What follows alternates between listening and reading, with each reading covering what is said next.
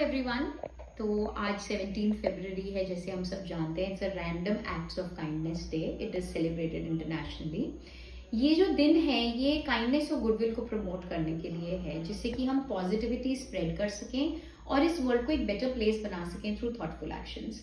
अब आप कहेंगे कि होम्योपैथिक पेज पर हम रैंडम एक्ट्स ऑफ काइंडनेस के बारे में क्यों बात कर रहे हैं। तो आई टेल यू, कई बार ऐसा होता है कि वी कम अक्रॉस पेशेंट्स जिनमें हमें काइंडनेस एक पिक्यूलियर रूब्रिक मिलता है, पिक्यूलियर नेचर मिलता है, बट काइंडनेस जब हम ढूंढने लगते हैं रिपोर्टरी में तो बहुत जल्दी मिलता नहीं।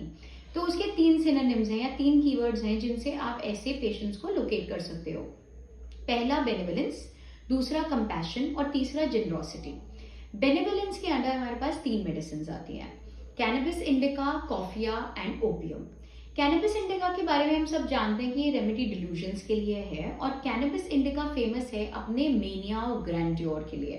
कैनबिस इंडिका को लगता है दुनिया की सारी वेल्थ उसके पास है और वो उस वेल्थ को रॉबिन हुड की तरह जितने भी नीडी और प्रेस लोग हैं उनके लिए यूज करेगा। He thinks that he is God और उसका काम है, उसका मेन ऑब्जेक्टिव है इस दुनिया में पीस लाना। Next, coffea cruda. तो नक्सवामिका हम सब ने पढ़ी है, बहुत ही इरिटेटेड, बहुत ही एम्बिशियस और बहुत ही मिलिशियस मेडिसिन है। कॉफिया उससे थोड़ी सी कम है। कॉफिया का जो मेन काम है वो इस दुनिया को पैराडाइज बनाने का है। तो हर एक अच्छा काम करने का जिम्मा कॉफिया ने उठा लिया। And now just out of remorse, अगर उन्हें लगता है कि अपनी पर्सनल लाइफ में वो एक ऐसे पार्टनर के साथ हैं जो उनके लिए अच्छा नहीं है, being mindful of that, even out of guilt, वो उसी के साथ अपनी पूरी जिंदगी निकाल देंगे। Third we come to opium. बहुत ही ब्रिलियंट मेडिसिन है, बहुत ही एलोक्वेंट मेडिसिन है when it comes to the speech terms. लिखना बहुत अच्छा आता है, कंटेंट राइटिंग बहुत अच्छी करते हैं, फ्रीलांस कंटेंट बहुत अच्छा करते हैं, बहुत ही काइंड ऑफ बेनेवलेंट लोग होते हैं। Next we come to compassion. Compassion में हमारे पास 2 मेडिसिन हैं, that is causticum and carcinosin. Causticum का कंपैशन माइनॉरिटीज के लिए है।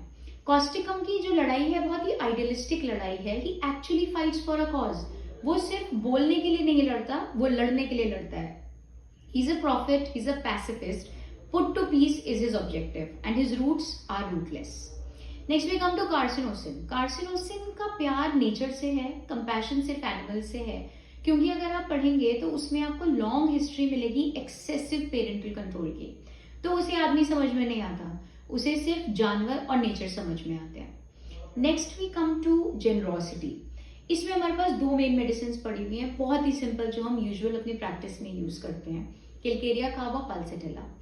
किलकेरिया काब को हम सब जानते हैं, बहुत ही स्ट्रक्चरल रोल देता है सोसाइटी में, बहुत ही कॉमन सेंस वाला इंसान है, जेनरस हार्ट है उसका, नर्चरिंग टेंडेंसी है उसकी, बहुत ही प्रैग्मेटिक है, बहुत ही प्रैक्टिकल है, मटीरियलिस्टिक भी है।